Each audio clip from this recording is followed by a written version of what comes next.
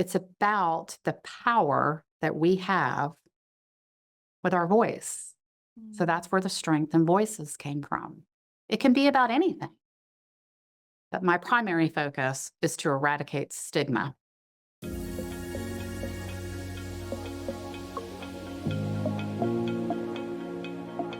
Welcome to Women Thrive podcast. This is where you'll get to hear incredible stories of female entrepreneurs, business owners, women from all walks of life.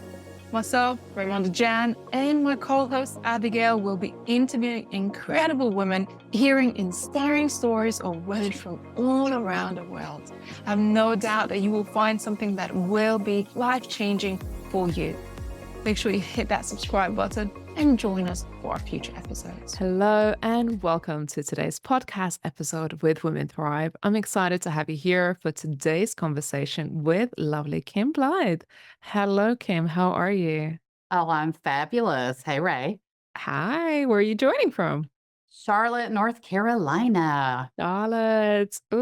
I'm so excited to have you today for our podcast. Today, we're actually talking about my awakening, how healing can begin with your voice. And we're talking a little bit about Kim's story.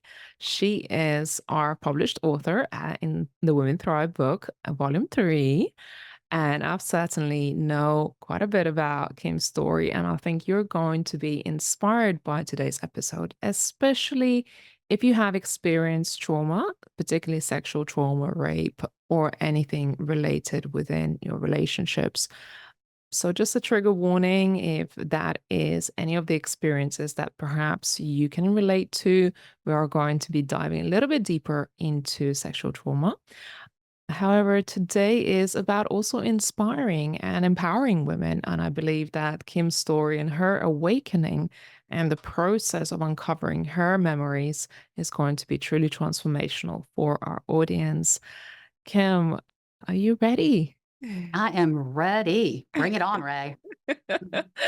Well, if you know her, you should get to know Kim because she is a real boss woman and she does not play easy. She is pretty successful business owner, entrepreneur, visionary, highly accomplished saleswoman. She is a trailblazer, over 30 years experience in real estate and franchise sales.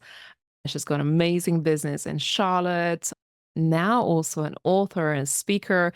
And really, Kim's mission is twofold, is to diffuse a stigma that makes sexual trauma a taboo topic while helping women of all ages realize that trauma is not a life sentence and you can really find your way through it.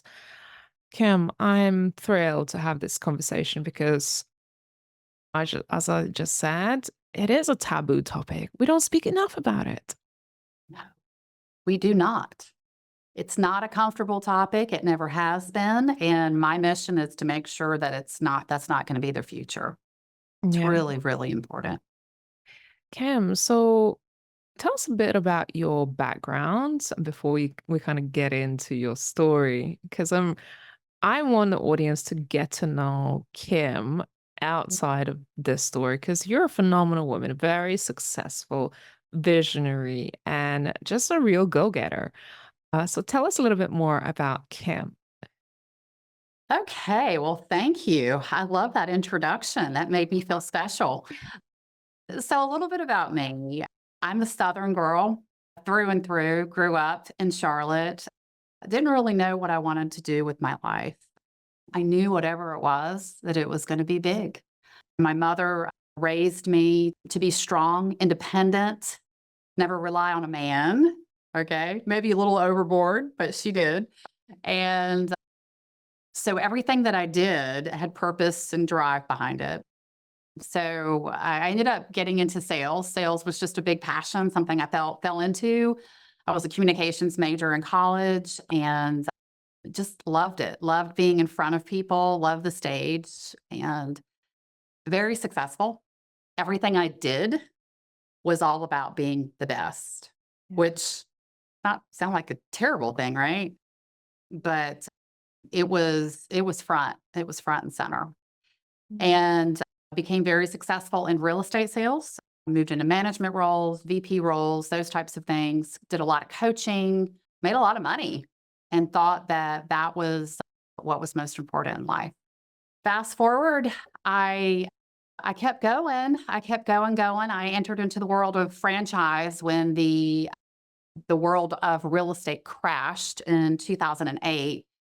And again, sales, coaching, mentoring. And then the previous owner of this company that I now own asked me if I wanted to purchase the business. I said yes. 3.5 years later, I own the business. So if anybody ever told me that I would be doing something like this, I would have told them they were crazy. So it was all about business. It was all about sales and my career. Yeah. What gives you the drive to succeed in life? Because I know you're still very much a visionary, a leader of your team and your business. Something very different about me when I was growing up. I was not like the other girls, and it's translated from when I was a little girl to today still. I just had this intensity to want to do something different. I didn't want to be stuck. I felt like I watched my mother be stuck. And so everything had this mission and this purpose behind it. It hasn't stopped. I'm not finished. Amazing. What are we chasing, Kim? So when we're chasing success, and you say there is a vision and a mission behind it, and you're still Yes. motivated and driven, like, Mhm. what's on the other side? What are we actually chasing when we're chasing success? So success looks different to me today than it did 3 years ago or even last year. Success is, it's not about another award to me anymore, or financial freedom is wonderful. But for me, it's feeling good about what I'm doing and how I'm affecting someone else. So it's not just about me anymore. So that's success to me. Success is when I get to affect somebody else, right? In a That positive way. feels good. I hope it's in a positive way. I just want to It say it's is. in a It positive is. way, right? It is. It's for me, it has to be, I get to go home at night and put my head on the pillow and look over at my husband and say, wow, look at what I did today. And it's a good thing. It's a good thing. And not about, oh, guess what? I got a big account today. That's the old Kim. That's a bonus that we get to also be financially rewarded. Yeah. Now, Kim, something changed profoundly, and you mentioned that you've changed in the last few years.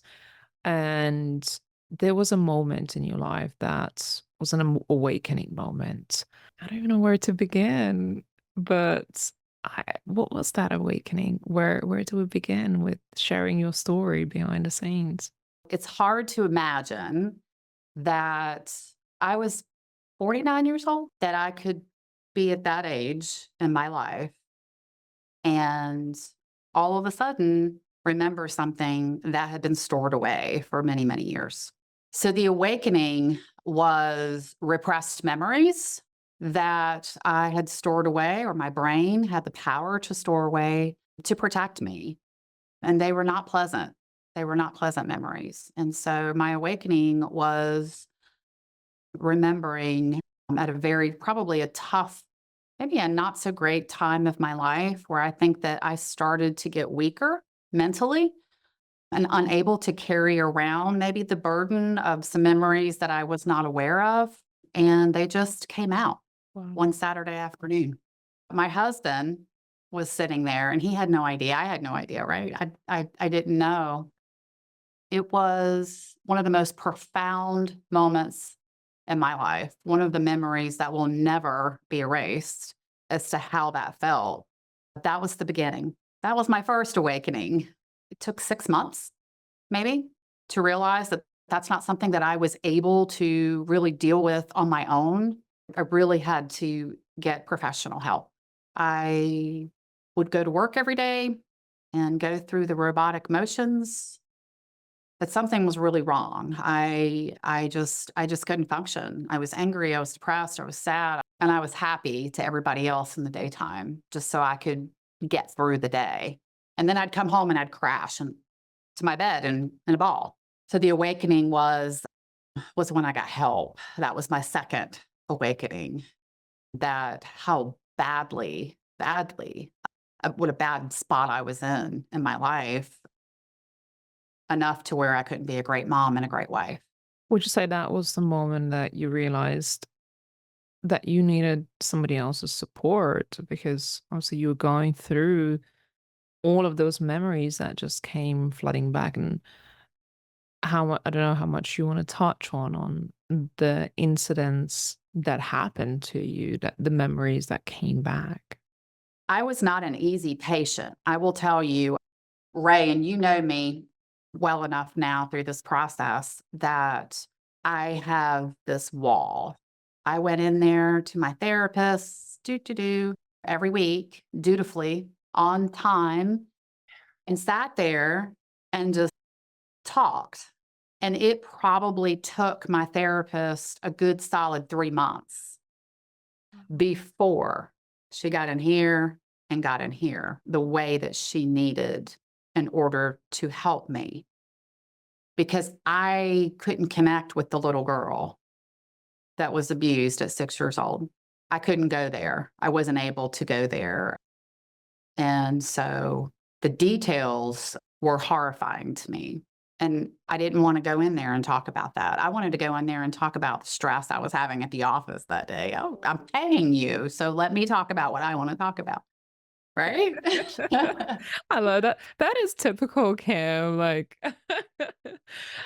lady boss, she will hold her own. She will show up as a lady, the perfect Kim, whilst at the same time inside. And that's the truth, that we carry so much hurt and pain. And when we hold the trauma in, and you held that trauma for many, many years, and almost without knowing that you were carrying it. What do you know now in a retrospect, now that those memories came back and you've been able to work through it? What do you understand about the process of us suppressing memories and almost like a lid popping off at certain stage of our lives? What jumps out the most, Ray, is that it's very revealing as to why that the patterns of behavior throughout my life, why I did the things that I did, why I responded to relationships the way that I did, why I got love and sex confused. I thought I was looking for love, but I just kept finding myself trapped. Why I had to be the best at everything. I had to find something, I guess, as I'm learning through the years in therapy, to get me through what I was going through as a little girl, right? I wanted to be noticed and loved. So I wanted to be great at everything. So what I learned was that all of that created me. I love me. I think me's great. However, that's the result of what happened. So what I learned is that your brain is powerful organ that has the control and the ability to be able to say, no, no, no, no, no. You're going to live and I'm going to put this away for a little while. And I had no idea that that really was a thing. I mean, you've heard people say, oh, she's lying, or there's no way she didn't know. I've heard things like that. Yeah.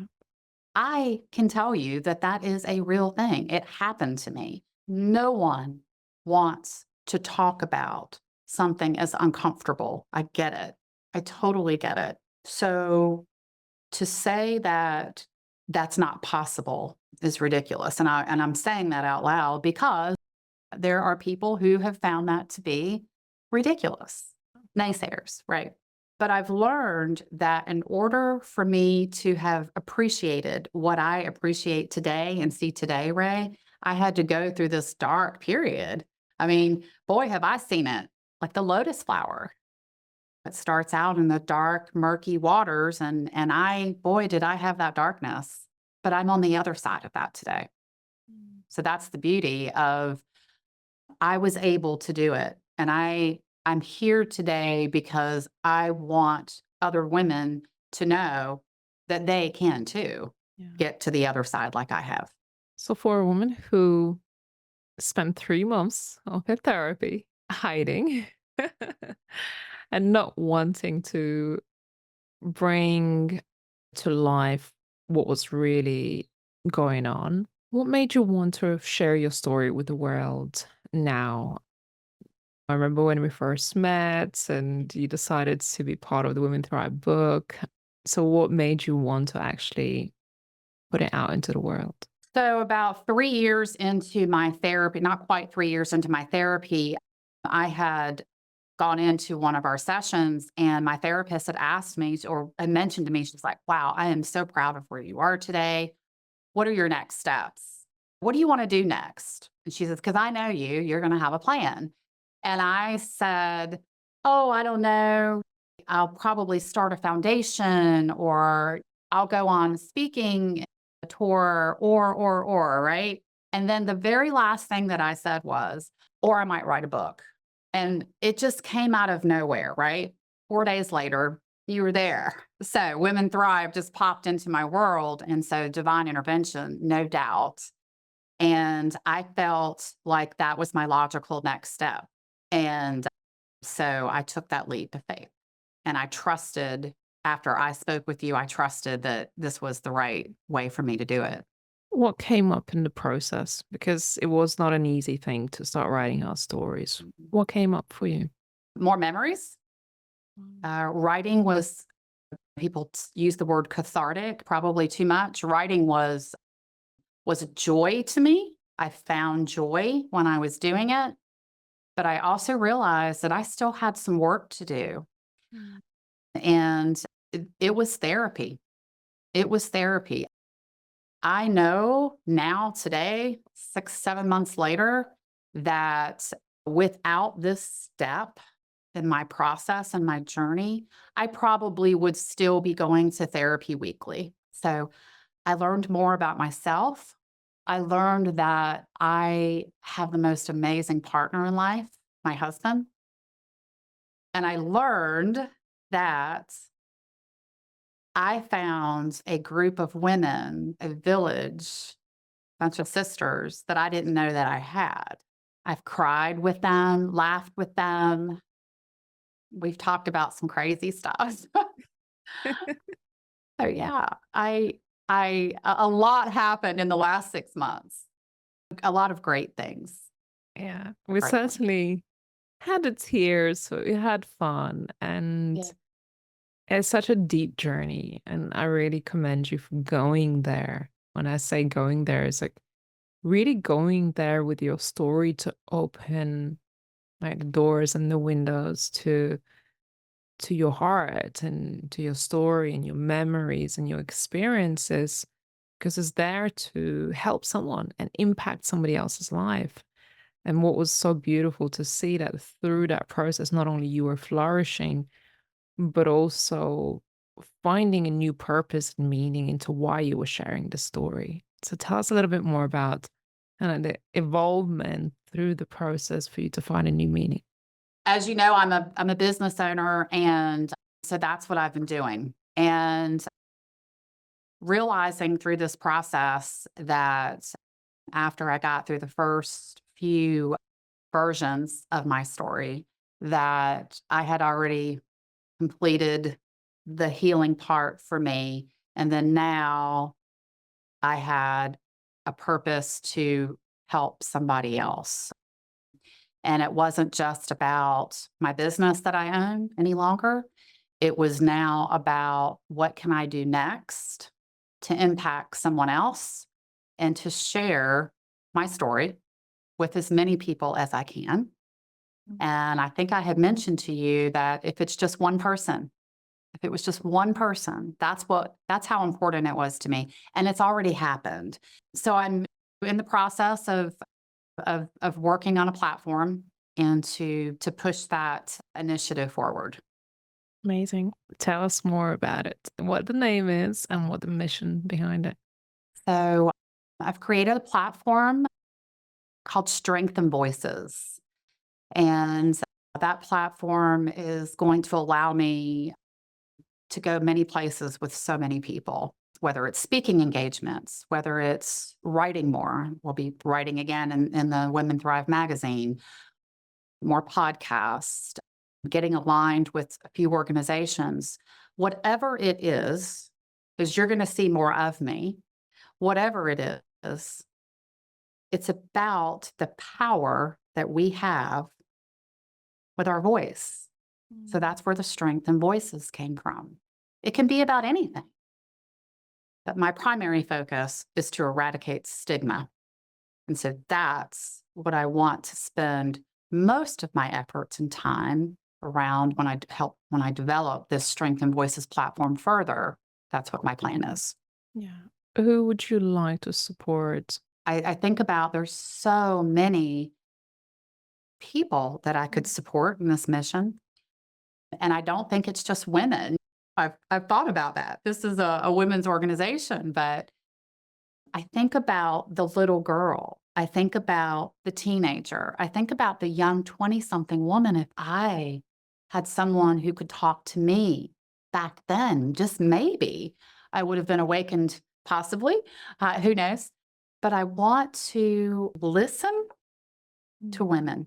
I want to be a place that you can go. I don't have to know your name, but I want to be there for you and I want to listen and I want to hold your hand through this process because that's really what you need. That's how we eradicate stigma. We eradicate the stigma by doing it and talking about it because eventually we won't have the same stigma that we have today.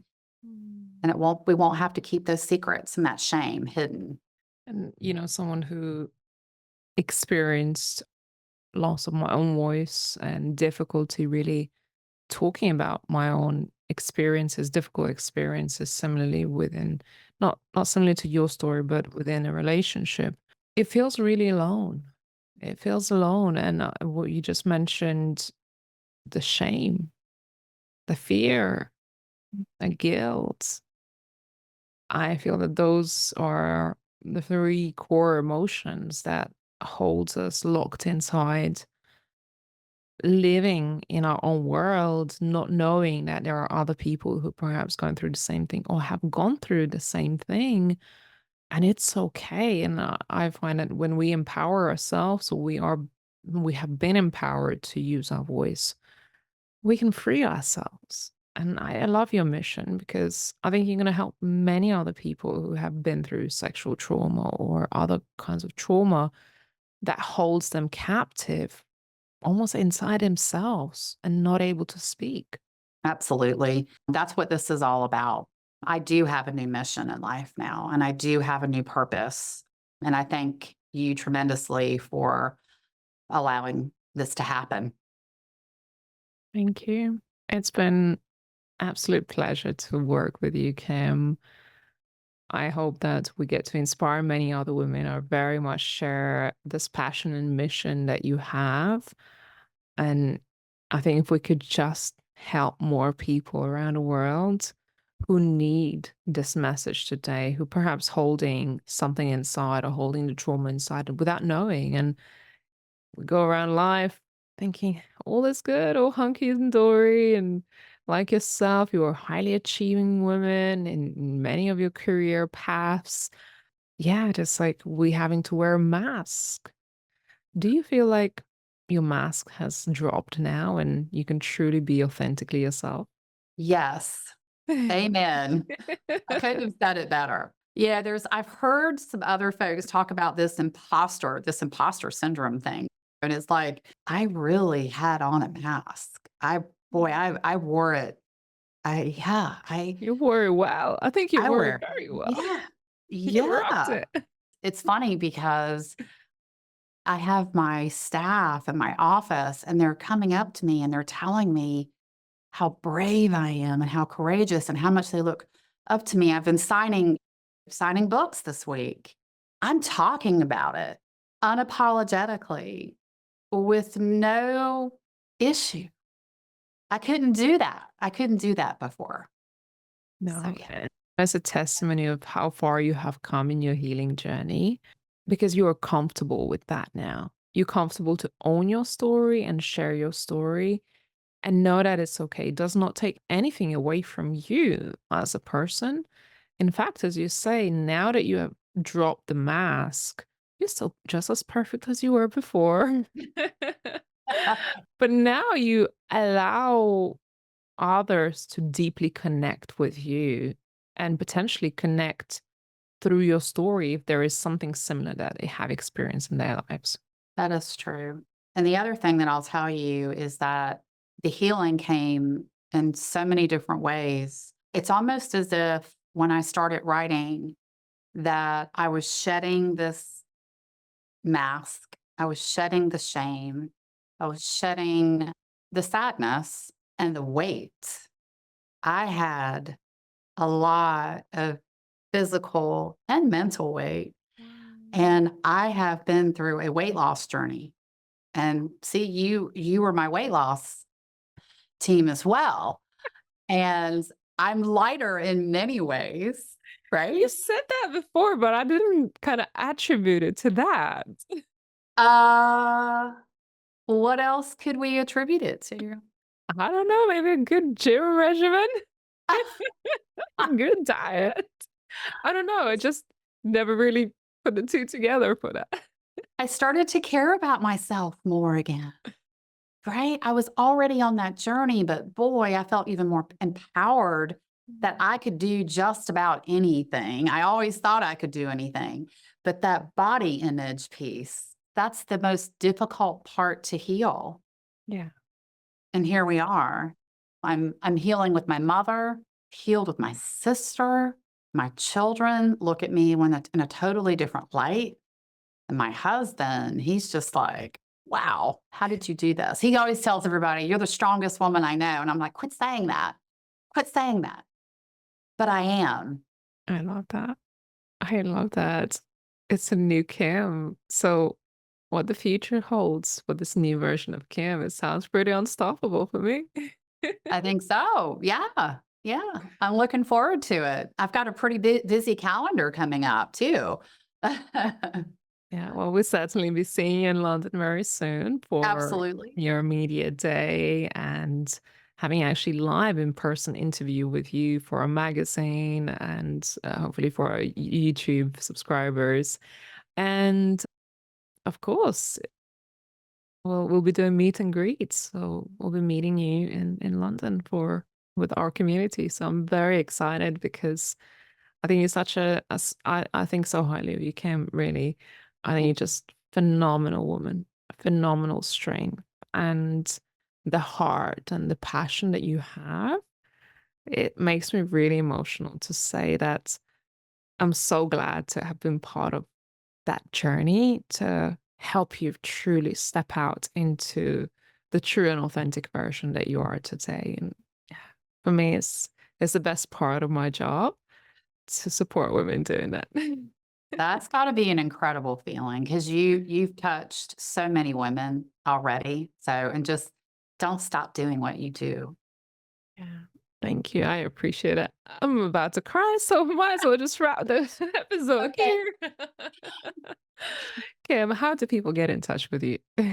You can find me on LinkedIn, Facebook, Instagram, but the easiest way is to go to my link tree at /Kim.Blythe.